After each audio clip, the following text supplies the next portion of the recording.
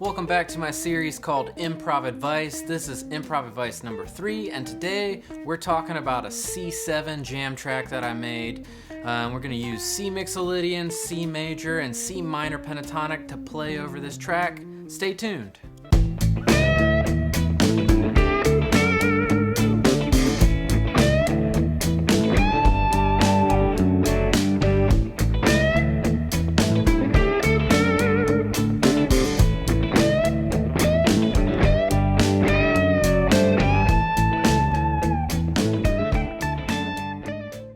Hey, I'm Daniel Seraph, and welcome to my YouTube channel. Every week here, I'm sharing with you the things that I've learned over the last 15 years as a professional guitarist and teacher, and sharing them with you, the intermediate guitarist, so that you can learn everything you need to know in order to improve. So if you're new on this channel, make sure you go ahead, you hit that subscribe button below, ding that bell, and make sure you give me a thumbs up so you know every time I upload a new video. Alrighty, so today we're talking about this C7 jam track, or this C Mixolydian jam track that I posted. Now this has been a long time favorite jam track that I made, and one of the big reasons is it's so kind of like low-key grooving. It gives you plenty of space to kind of work out ideas. You can work out your scales, you can work out your licks, you can work out, all kinds of musical stuff on it and not really feel that rushed. So today what we're going to talk about are the 3 different scales that sound really great over this. Now, these aren't the only options, but these are 3 wonderful options. So, let's talk about kind of what's going on behind the scenes in the jam track.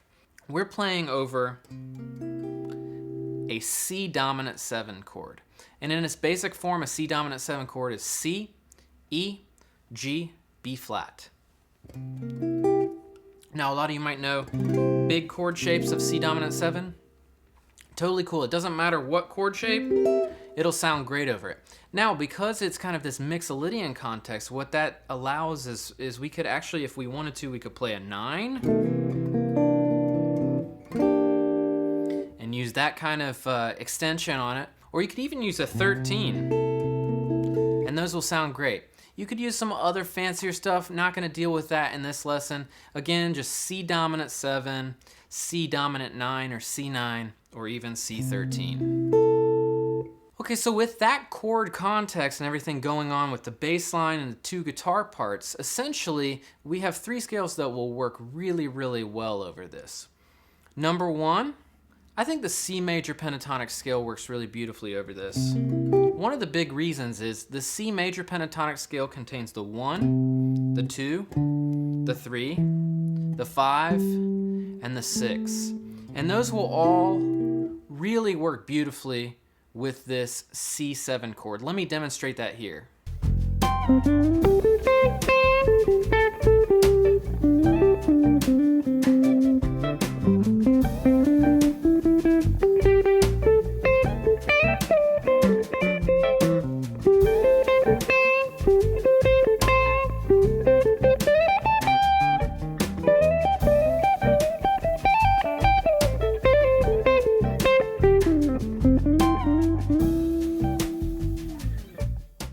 All right, so now that you've heard the sound of C Major Pentatonic over the C7 chord, you can kind of hear how it really fits nicely and fits great. Now, one of the big things that I would recommend is making sure that you don't just play the scale up and down. A lot of times students, they learn the scale and then they just play it straight up and down.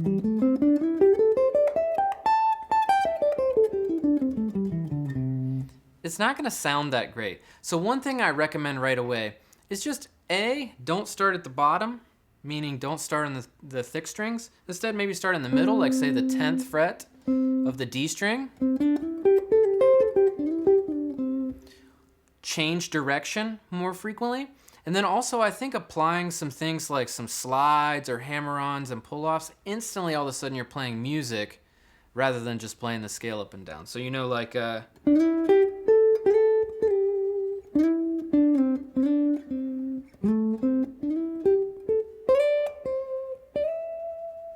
you can slide between any of the notes of the scale and it'll sound great. Okay, let's jump into the sound of the C Minor Pentatonic.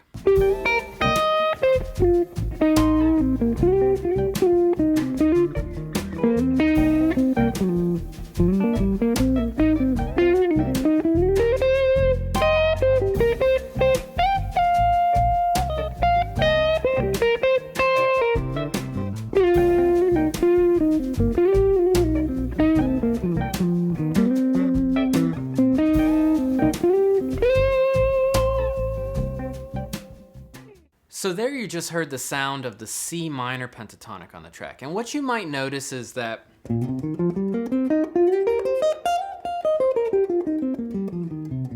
that sound, specifically the version that I played, is called the diagonal pentatonic scale. I have a free ebook about the diagonal pentatonic that you can download below.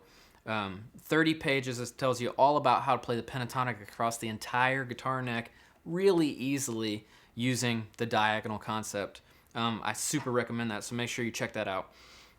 But the thing about when you play a minor pentatonic over a dominant 7 chord, it sounds good, but it instantly sounds very bluesy to us because historically a lot of great blues musicians have played the minor pentatonic over a dominant 7 chord. The funny thing there is that it actually has a flatted third in the minor pentatonic. Basically what we would have is our root, our flatted third, our 4, our 5, our flat 7, and then our root again. Now you'll notice on my diagonal pentatonic I start actually on the flat 7. One of the big things about that is it gives you a consistent formula or a consistent 2-3 pattern across the guitar neck. Again, you should definitely download my ebook, and if you're interested in any more, I actually have a full course available on the diagonal pentatonic scale. So again, it's a great sound, but what I would say is, I would use it a little bit more sparingly. I really like the major pentatonic, and I almost like to use the minor pentatonic as a tension kind of creating scale. And what I mean by that is, like, it's going to sound bluesy. It's going to sound like, a little bit of stink face, a little bit of and that's good. But if you stay on it, to me, it almost sounds like super amateur guitar hour if that's the only sound that you use. So what I recommend, make sure you're bouncing back and forth between these scales, and it'll bring in these different flavors. It's like you don't always cook with the same ingredients, or you don't always like use the exact same seasoning, right? You want to switch it up a little bit, freshen the palate, keep it interesting. All right, so the last kind of scale concept that we'll use on this is we're going to use the Mixolydian scale. And the Mixolydian scale is really interesting because it actually is the perfect sound to fit this chord. And what I mean by that is, in major scale theory and everything, the 5th chord is built as a dominant 7th chord, and Mixolydian is the 5th mode. So they actually fit perfectly together. The Mixolydian mode over this track sounds like this.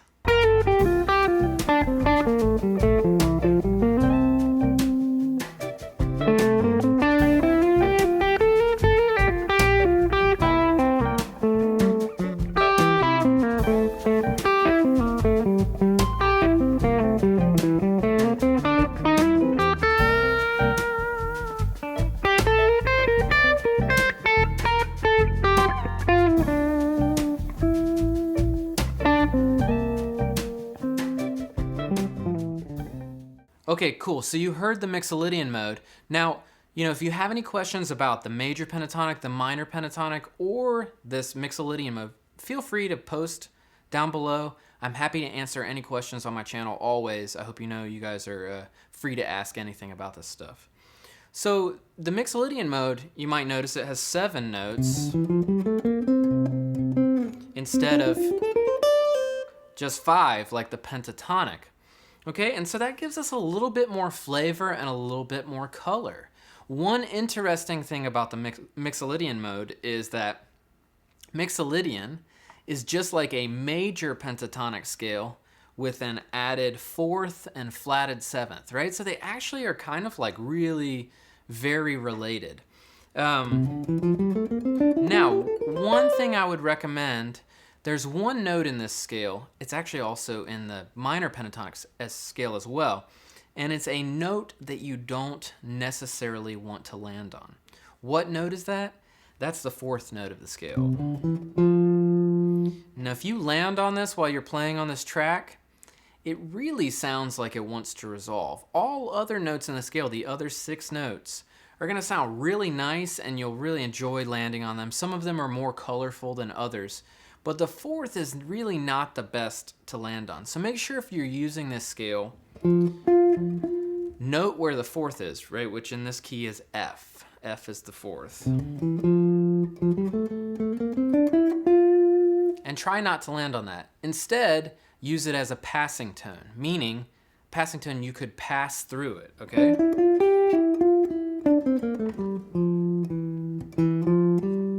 I just don't land on it. Because there are great notes that are around that note, and as long as I don't land on it, I'll be in the clear. All right, great. Thank you so much for checking out this video. I hope it was helpful for you. I really love jamming on the Mixolydian, and I hope you do too. Make sure you download the track below, check out my ebook, right? And if you have any questions, please comment below. And as always, if you're interested in more of my teaching, you can go to my website, www.danielserif.com. The link is below. And there I have a bunch more free content, free courses that you can check out. And yeah, stay in touch, and I'll see you very soon.